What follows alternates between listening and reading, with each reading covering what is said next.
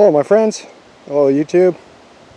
What I'm doing here is just grabbing the last of my peas, harvesting my last row, which did okay considering the deer chewed off the top foot, maybe 2 feet of the plants. They're all chewed off by deer.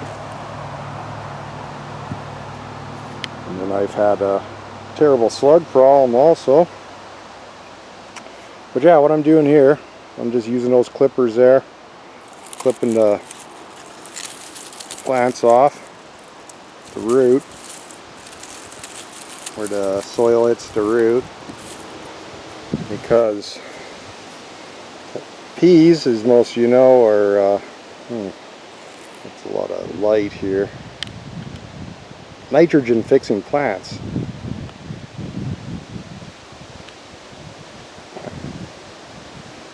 Doesn't want to focus on the, you can see there all those little bumpy things. I'll put my hand back in there and get shadow. These little nodes on here, that's what fixes the nitrogen. It's covered in soil bacteria and stuff interacting with it. So I cut it off where it touches the soil here and leave this part in the ground. So the bacteria and everything, and those nodes are still active even after the plant's been removed. So it's good for your garden. So you can just pull it up, but if you do pull it up, if you pull up your old plant and you're going to pull up these roots and with all the nodes on it, I just feel it's maybe better left in the ground. So how do you tell if your peas are getting ready to harvest? These are well past the time, but you'll see down here, this is slug damage here where the leaves are missing part of it. But here's a better example. You can just get a yellowing, you get some brown stuff growing on them. You get a blackening on the stem. They start molding and stuff.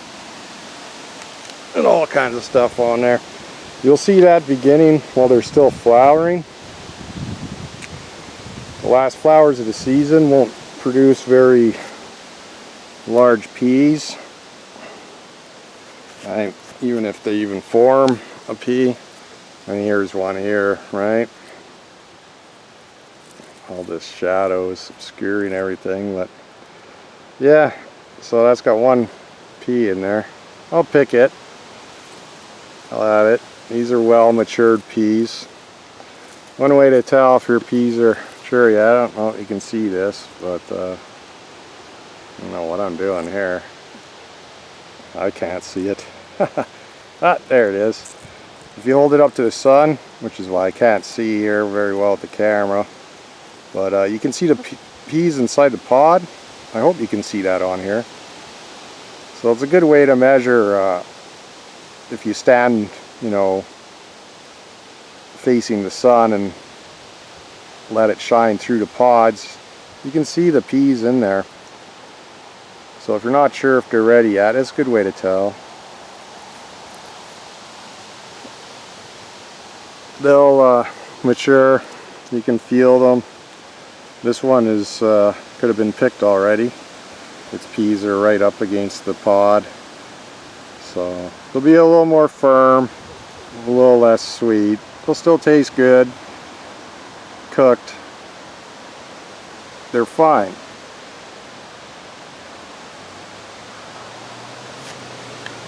But also what I'm doing here, it's not just picking them to eat, but I'm thinking of next year. So like these ones for example, really nice peas. Probably 5 or 6 to a pod in here. Now, if I had plants next year produce this, would be good. So when you're choosing peas to keep for seed, it's really very easy. These ones here, I decide I'm going to keep them. I've already cut the roots from the plant.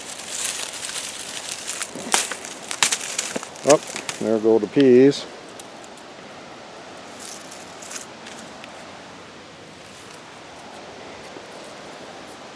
Yeah, it's not the best example here, but what I do, they'll just take one of the branches here, the stem or whatever, twist it around something. Trellis that you're growing the peas on works really well. There, they'll just hang there. These will dry out in the sun. I put this over here already a couple days ago, drying out. So if you figure you're getting, well, you'll know how many you're getting as you're harvesting and opening the pods. But I figure it's safe to say maybe five or six peas in a pod. Right? So I've got here maybe 3, 4, 5, 7, 10 dozen pods already. So 50, 60 plants, conservative estimate. Then you let them hang there for a few days. I'll show you over here. These came out of another bed and had been hanging now for some time, maybe 2 weeks. The pods will turn all brown in the sun. You can feel them, they're getting dried out. You want to hang them somewhere dry. Out here in the sun is fine. Our sun's pretty strong, and it's only rained a couple times, but it did rain on them. So I'll remove the pods from the stems here, and the same. I just turned the plant upside down, twisted the thing around there. Super easy. It'll stay there. But yeah, so I'll take these pods off here, open these up, put the peas in a mason jar. They'll be all dried out. Might leave them on a tray overnight or something, on a piece of paper towel, just in case there's any moisture. You can put a desiccant pack in with them also. But yeah, they should store fine over winter in a cool, dark place inside a mason jar. So I figure they'll save enough seeds for, you know, a couple hundred plants. I still have quite a few peas to pick here. But yeah, it's as simple as that. You can pull the plants up, you can cut them off near the soil, leave all these nitrogen fixing rhizomes, or I think that's what they were called, these little nodes here. Leave that in your dirt. It's good for your garden. You want to save seeds for next season, simply take the plant, turn it upside down, wrap it around a trellis or nail stuck at a fence post or something. Let them dry out till you don't see any more chlorophyll in the pods. So the pods turn from green to brown. Remove them from the pods. Make sure everything's dry, of course. And yeah, I just keep it in a mason jar. Sealed mason jar, cool, dark place. And next summer I'll have more peas. But they'll be my peas, and it's a little more satisfying when you're growing from your own seed, like these jalapenos here. Second generation jalapeno, but that's another video. So yeah, hope everyone's doing well. Hope you're growing some food, preserving that food, and getting ready for winter. So have a great day wherever you are. Whenever you watch this, peace.